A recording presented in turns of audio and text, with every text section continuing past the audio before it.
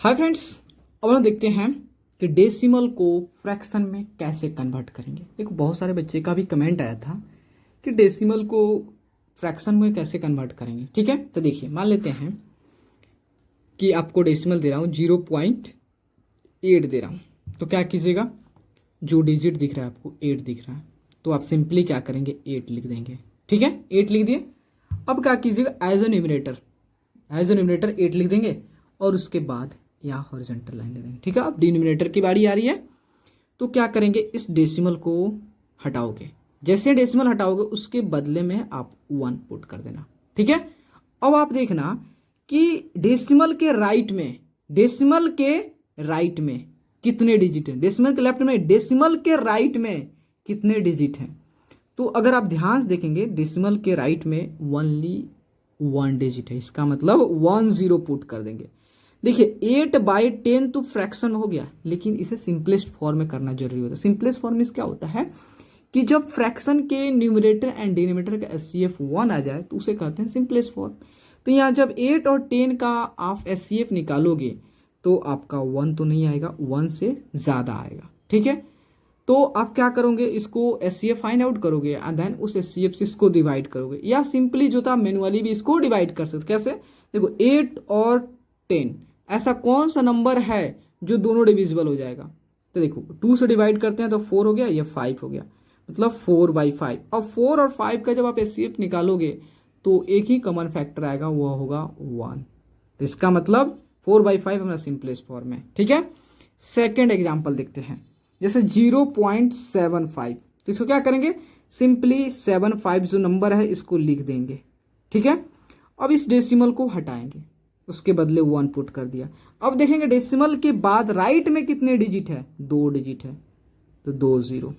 ठीक है, तो देखो 75/100, लेकिन इसका जो एचसीएफ जो है मोर देन 1 है, ग्रेटर देन 1 है। ठीक है, तो इसको क्या करेंगे, इसको 25 से इसको भी 25 क्योंकि 25 से हो जाएगा, तो 3, यहाँ पर कितना 4, तो 3/4 हो गया। ठीक है, उसके बाद जो एग्जाम्पल लेते हैं, उसके बाद लेते हैं 0.06। अब यहाँ पे आप कहेंगे कि नहीं, ठीक है, सबसे पहले नंबर लिख देंगे। देखो 06। अब आपको एक बात बता दे रहा हूँ कि हम जानते हैं कि नंबर के लेफ्ट में कितनों भी 0 पुट कर दो, क्या कोई उसका इफेक्ट पड़ता है। जैसे मान लेते हैं 6 है, ठीक है, 6 यहाँ पे 0 लिख दिया, 0 लिख दिया, 0 लिख दिया, क्या कोई असर पड़ा? अभी भी आप 6 से पढ़ोगे कि नहीं पढ़ोगे। मतलब इससे क्लियर हो जाता है कि अगर नंबर के लेफ्ट में आप कितनों भी नंबर अब 0 ऐड कर दो तो कोई इफेक्ट नहीं पड़ता, लेकिन वहीं 6 के राइट में अब 0 पुट कर दो तो उसकी जो वैल्यूज होता है 10 टाइम्स बढ़ते जाएगा। एक 0 पुट करोगे 10 टाइम्स बढ़ते चला जाएगा। ठीक है, तो लेफ्ट में कोई पुट वैल्यू उस पर कोई इफेक्ट नहीं पड़ता, सिंपली इसको 6 ही कंसीडर करेंगे। अब यहाँ पे बाई, अब डेसिमल को हटाओगे उसके बदले 1। अब देखिए डेसिमल के बाद कितने डिजिट, आप कहोगे नहीं एक ही है, 6 है, क्योंकि 0 थोड़ी है, नहीं, डेसिमल 0 भी डिजिट है, तो 1 2, तो 2 0, तो इसको 2 से 3 से कैंसिल आइए, अब कितना हो गया 50, डेट मीन्स 3/50। ठीक है, उसके बाद देखिए 5 नंबर, तो 5 नंबर, एक 5 नंबर जो होता है 2, ये 3 हो गया जी, 3 4। ठीक है, तो 4 में देखिए वह 0.285। ठीक है, तो सिंपली क्या करिए, ये 285 लिख देंगे और उसको 1, और इसको हटाओगे तो 1, और कितने डिजिट है 3, तो 30 पुट कर देंगे। ठीक है, अब इसको क्या करेंगे, सॉल्व करेंगे। तो देखिए, तो दोनों को 5 से कैंसिल करते हैं, तो ये 5 से करेंगे तो 25, और 3 है 35, तो 7 5 35 हो गया, और ये 5 से करेंगे तो कितना हो जाएगा, तो 5 दूना 10, 5 से 5 दूना 10, और 2 0 हो गया, 5 दूना 10, 2 0, 200, 57/200, 57/200, क्योंकि 5 से किया तो 50 25, और 3 आया 3, और 3 5 35, 7 5 35, 57, और इसे 5 दूना 10, 10 और 2 0, 200, इतना आ गया। ठीक है, एक थोड़ा सा दूसरा नंबर डिजिट लेते हैं। जैसे मान लेते हैं आपका, देखिए यह एक कौन सा 4 5 लेता हूँ। ठीक है, उससे आपका डाउट क्लियर हो जाएगा। जैसे मान लेता हूँ कि आपका 4 पॉइंट ये लेता हूँ, ठीक है, 12.25 हो गया, 12.25।